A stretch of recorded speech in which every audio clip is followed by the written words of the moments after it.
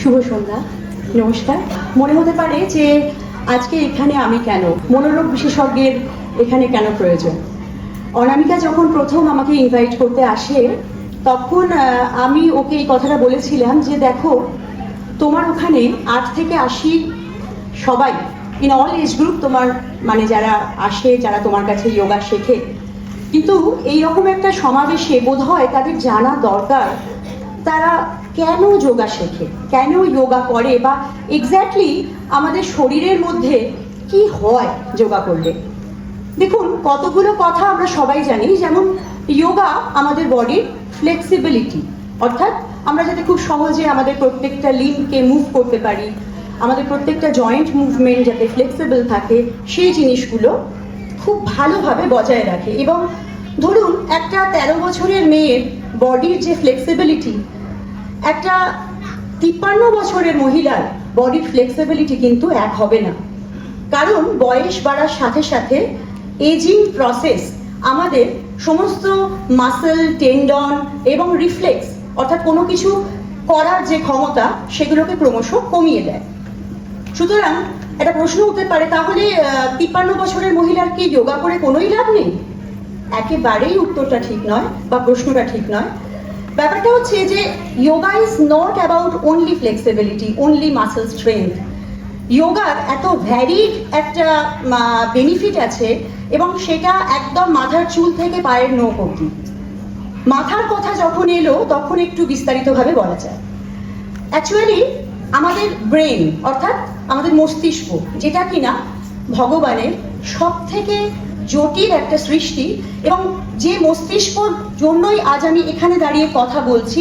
আপনারা খুব সুন্দর যোগা পারফর্ম করছেন, day to day life lead করছেন, এবং এভরিথিং, ইচ অ্যান্ড এভরিথিং যা কিছু আমরা দৈনন্দিন জীবনে করছি, যদি আমাদের মস্তিষ্কের মধ্যে কোনো প্রবলেম তৈরি হয়, মস্তিষ্ক শুকিয়ে যায়, মস্তিষ্ক ঠিকমতো শরীরের অন্যান্য অঙ্গ প্রত্যঙ্গকে নির্দেশ না দেয়, তাহলে কিন্তু আমরা একটা আঙুলও তুলতে পারবো না। আপনারা সবাই এর সাথে পরিচিত, যেমন ব্রেনে যদি কোনো সময় একটা স্ট্রোক হয়, একটা ম্যাসিভ স্ট্রোক, তার ফলে হয়তো একটা সাইড পুরো প্যারালাইসিস হয়ে গেছে, এবং তখন তার একটা ইঞ্চ নিজের বডিকে মুভ করাবার ক্ষমতা নেই। তাহলে যোগা আমাদের এই ধরনের ইনসিডেন্সে কিভাবে হেল্প করতে পারে? সেকেন্ড আর একটা প্রবাবিলিটির কথা আমি বলি। যেমন ধরুন, আমরা যত এজ হচ্ছে আমাদের শরীর যেমন এজিং এর ফলে নানা রকম চেঞ্জেস আসছে আমাদের শরীরে, সমানভাবে বা হয়তো কিছুটা বেশিভাবে আমাদের চেঞ্জেস আসছে আমাদের ব্রেনে। ব্রেনে কি ধরনের চেঞ্জ হতে পারে? যত বয়স বাড়ছে তত আমাদের ব্রেন টিস্যু কিছুটা শুকিয়ে যেতে থাকে, যেটাকে আমরা বলি সেরিব্রাল অ্যাট্রফি। এবার আপনি বলবেন, সেরিব্রাল অ্যাট্রফি এটা খায় না গায়ে মাখে, এটা কি ব্যাপার? দেখুন, আপনারা সবাই বোধহয় বর্তমানে স্মৃতিভ্রংশ বা Alzheimer's dementia, that is most common type of dementia, স্মৃতিভ্রংশ রোগটা অনেকের মধ্যে দেখে থাকবেন। আপনাদের বাবা মা যারা মোটামুটি 65 বছরের বেশি, 70-75 বছর বয়স, তারা অনেকেই অনেক কিছু মনে রাখতে পারেন না। কোথায় কি রাখছেন, দুপুরে কি খেলেন, রাত্রিরে কি খেলেন, আজকে কি দিন। এবং এই যে মনে না রাখার ব্যাপারটা, এটা ক্রমশ বেড়ে চলে, এবং অনেকের এটা অনেক আর্লি এজে শুরু হয়ে যায়, 50-55 এরকম এজেও আজকাল ডিমেনশিয়া শুরু হয়ে যায়। তার কারণ হচ্ছে কারুর ব্রেনের এজিং প্রসেসটা খুব তাড়াতাড়ি হয়। এবার প্রশ্ন আসে যে আমরা তো সবাই মোটামুটি একই ধরনের লাইফ লিড করি, তাহলে কারুর এজিং প্রসেস দেরিতে এলো, তার 80 বছর বয়সে গিয়ে স্মৃতিভ্রংশ হলো, আর আমি কি করলাম, আমার এজিং প্রসেস 50-এ চলে এলো। ব্যাপারটা হচ্ছে, আমরা দৈনন্দিন জীবনে আমাদের সবার ক্ষেত্রে একটা জিনিস কনস্ট্যান্ট, সেটা কি?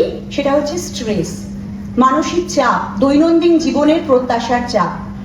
8 থেকে 80, একদম ছোট বাচ্চা থেকে একদম বয়স অবধি, যতদিন অবধি আমরা কর্মক্ষম থাকি, আমাদের ওপর নানা রকম স্ট্রেস কাজ করে। এবং বর্তমান প্রজন্ম এবং বর্তমান সমাজ, প্রত্যেকে, ইচ অ্যান্ড এভরিওয়ান, আমরা এই স্ট্রেসের শিকার। তাহলে স্ট্রেস হলে ব্রেনে কি হয় সেটা জানাটা খুব জরুরি। যখনই আপনার বডিতে প্রচন্ড স্ট্রেস কাজ করছে, এবং সেটা day in and day out, chronic stress, regular আপনাকে একটা ডেডলাইন মানে সাবমিট করতে হবে অফিসে, বা রেগুলার আপনার বাচ্চাকে পড়াতে হবে, অন্যান্য আরো অনেক কাজের মধ্যে অনেক কিছু করতে হবে, মোদ্দা কথা, আপনাকে প্রচুর স্ট্রেসফুল একটা দিন প্রতিদিন কাটাতে হয়।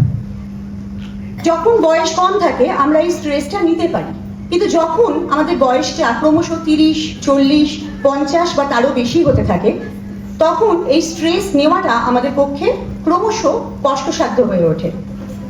আমরা বাইরে থেকে ভাবি যে বয়স হচ্ছে, সেই জন্য আমি আর আজকাল অত বেশি ভালোভাবে সবকিছু করে উঠতে পারি না। ব্যাপারটা কিন্তু তা নয়। এর বৈজ্ঞানিক ব্যাখ্যা আছে। বৈজ্ঞানিক ব্যাখ্যাটা কি? যখনই আমাদের স্ট্রেস হচ্ছে, তখনই আমাদের ব্রেন সেন্স করছে যে এই পার্টিকুলার পার্সনটা স্ট্রেসের মধ্যে আছে। তার ফলে কি হবে, আমাদের ব্রেন এমনভাবে তৈরি, সেটা সবসময় চেষ্টা করবে যে সেই পার্টিকুলার স্ট্রেস থেকে মানুষটাকে বাঁচাতে। এবার যদি স্ট্রেসটা খুব তাৎক্ষণিক হয়, ধরুন আমার একটা অ্যাক্সিডেন্ট হলো, বা আমি কিছু একটা আমার ইকোনমিক লস হলো, সেটা একটা টেম্পোরারি স্ট্রেস, তখন কি হবে, বডির মধ্যে আমাদের ব্রেন থেকে একটা পার্টিকুলার হরমোন বেরোয়, যে হরমোনটা একটা টাইপ অফ স্টেরয়েড, যার নাম কর্টিজল। এই কর্টিজল আমাদের কি করে না, আমাদের পুরো শরীরকে তৈরি করে ওই স্ট্রেসটাকে মোকাবিলা করার জন্য। এটাকে আমরা বলি flight, fruit or freeze reaction. অর্থাৎ কোনো একটা সামনে ডেঞ্জার, আমার বডি, আমার ব্রেন আমাকে বলছে তোমাকে আইদার এখান থেকে পালাতে হবে, অথবা এটা ফাইট করতে হবে, অথবা চুপচাপ ব্যাপারটাকে বুঝতে হবে। তাহলে fight, flight or freeze reaction. এবার ব্যাপারটা হচ্ছে, যদি এই স্ট্রেসটা টেম্পোরারি হয়, ফর দ্য টাইম বিং, তাহলে প্রবলেম নেই, কারণ কর্টিজল রিলিজ হলো, and after some time gradually কর্টিজলের মাত্রাটা আমাদের ব্লাডের মধ্যে কমে গেল, এবং আমাদের অন্যান্য অর্গানে এবং ব্রেনে কোনো ড্যামেজ হলো না। This is a normal reaction, protective reaction, যেটা আমাদের ব্রেন আমাদের জন্য করে। প্রবলেমটা কোথায়? আমরা প্রত্যেকেই প্রায় ক্রনিক স্ট্রেসের মধ্যে থাকি। এবার ব্রেন কিন্তু ওটা সেন্স করতে পারে না। ব্রেন ভাবে এই লোকটা স্ট্রেসের মধ্যে আছে, প্রতিদিন স্ট্রেস, প্রতিদিন ব্রেন থেকে কর্টিজল বেরোচ্ছে, এবং কর্টিজল যখন কন্টিনিউয়াসলি বেরোচ্ছে, কোনোভাবেই কর্টিজলের মাত্রাটা কমছে না, সেই সময় কি হচ্ছে, ব্রেন সেলের মধ্যে একটা পার্টিকুলার পদার্থ বেরোচ্ছে, যেটাকে আমরা বলি ইনফ্লামেটরি সাইটোকাইন। সেটা কি করছে? আমাদের ব্রেন সেলকে ড্যামেজ করছে।